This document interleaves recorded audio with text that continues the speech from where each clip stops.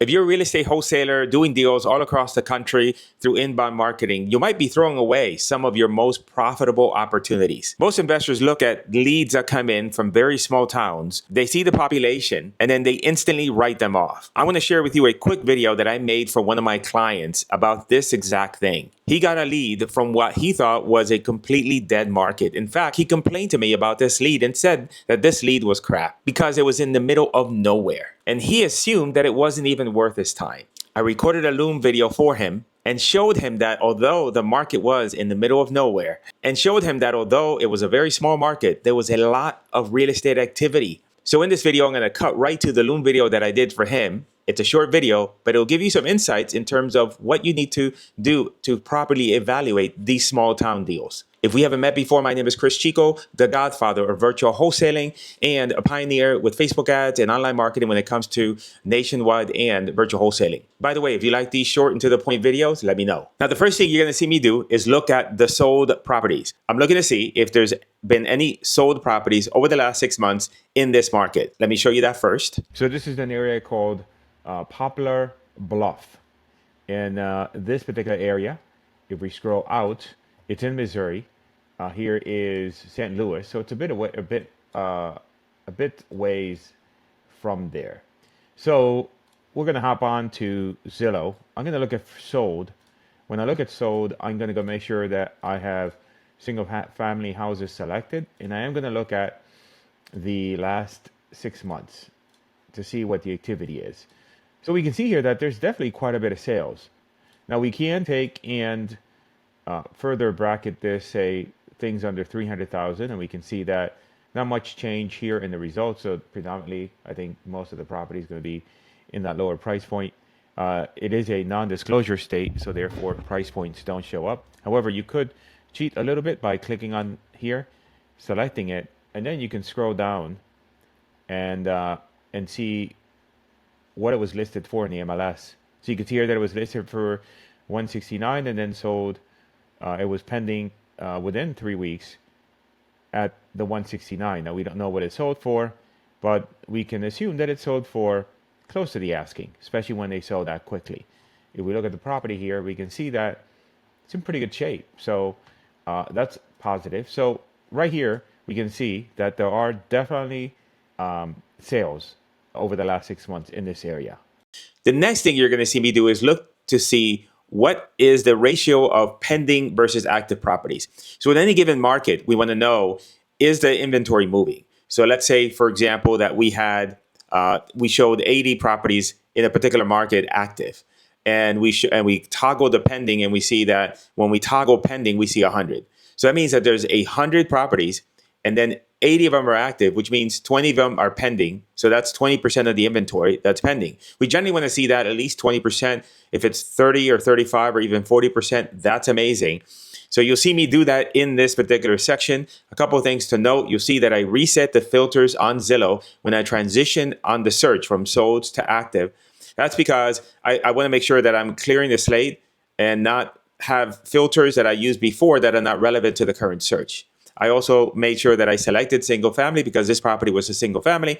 And I also adjusted the top end sales price because this particular property was on the low end of pricing. And so I want to make sure that I'm comparing apples to apples. If this property was on the higher end of pricing, let's say it was 350,000, then I would toggle those the price points to make sure that I'm accurately analyzing the active versus sold in the right price point. So let's take a look at that one. Next, we want to see what the activity is in terms of active properties. So generally, I'm going to go ahead and switch this here to for sale.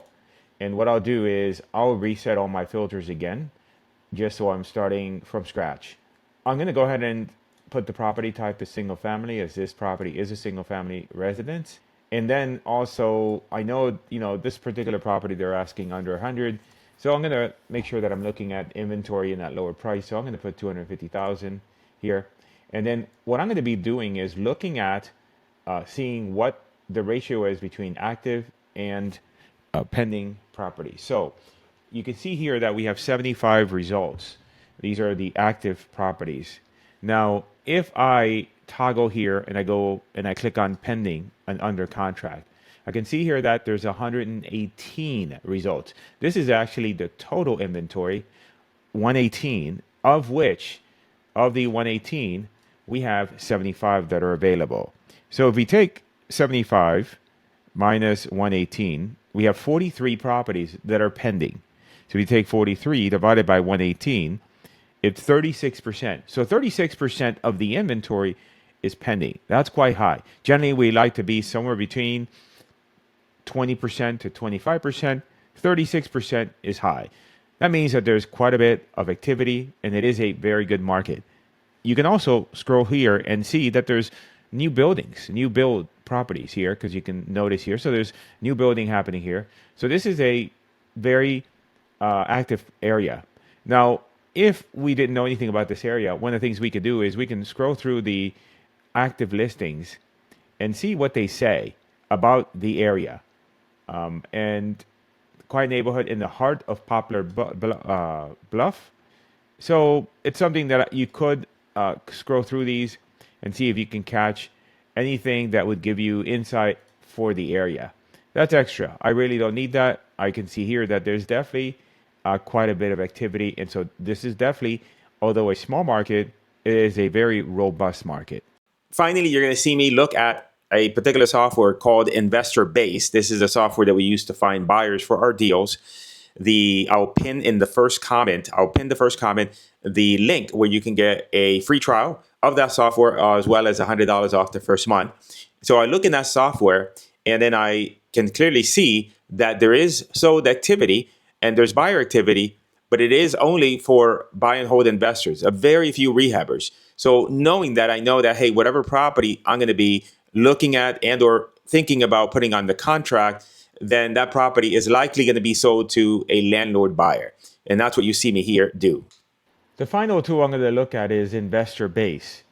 Now, as an aside, you can get a free trial of Investor Base using my link, as well as $100 off the first month. You can go to chrischico.com/investor base. Here we can see now we use Investor Base in order to define buyers, but we can also determine if a market is viable. The green represent landlord properties, the blue represent fix and flips. The date range here by default is 2 years, and search my radius is 2 miles. I can increase to 3. I can go to 1 just to keep it tighter.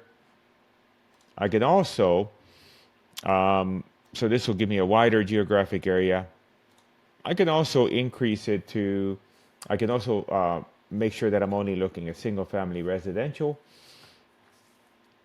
Now, when I look at this, it's clear that this is a landlord driven area.